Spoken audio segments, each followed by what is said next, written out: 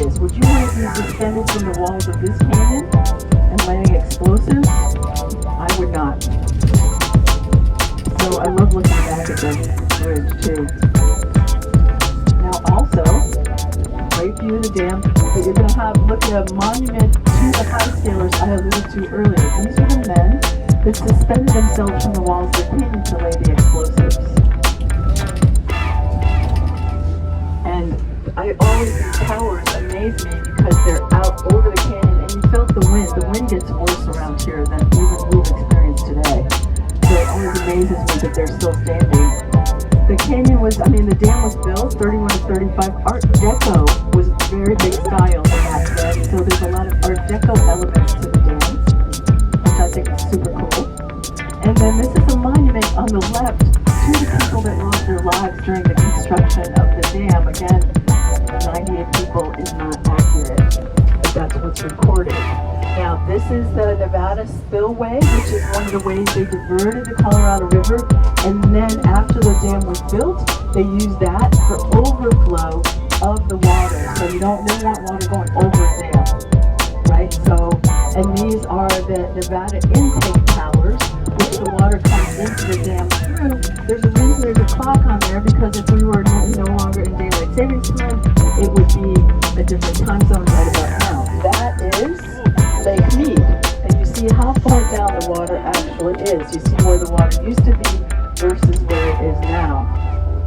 So Lake Mead on the left, Colorado River on the right. Then Arizona intake towers here. You can also get a gander at some of the Art Deco elements of it. I think the dam is beautiful, right? And then straight ahead is the Arizona side of the spillway. Again, those were also used to divert the Colorado River during the construction period of the dam, so it was a dry bed in which to build the dam. Now, one of the things we're getting ready to see is we're going to look down into one of the spillways, which I call the abyss. It's pretty tragic how far down the water is, isn't it? So the last time we used these spillways that we're going to see and look down into was in 1985, was the last time we had too much water. And you see how the line goes and it goes right to the spillway? That was when we had too much. So are you ready? Get ready and look down and to the right.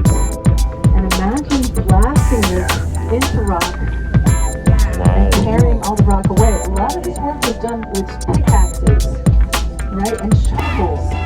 And, carts and wheelbarrows and things like that. Can you imagine? I call it a no skateboarding zone. Right? So there is security, very much so, all around the dam. So if you see, we'll see up at the top when we get out to take some pictures, there is like an anti-aircraft observation tower. This is a no-fly zone. So no one can fly out here, but there is some security out here, as you can see. This was going through the security checkpoint, but there is also other security out here as well. But then, it's a really beautiful spot for a dam, and the only thing that's been replaced on the dam is the internal workings of the dam, particularly when it comes to hydroelectric plants. You can imagine the efficiency has increased substantially. They've added the use of computers, which they didn't have in the 30s, right, to control, allocate the flow of the water, and allocate and direct the flow of the electricity. I told you one of the great places to be is to be here in or on a body of water, and Lake Mead has over 1,000 miles of rock away. A lot of this work was done with pickaxes, right, and shovels, and carts and wheelbarrows and things like that. Can you imagine? I call it a no skateboarding zone. Right.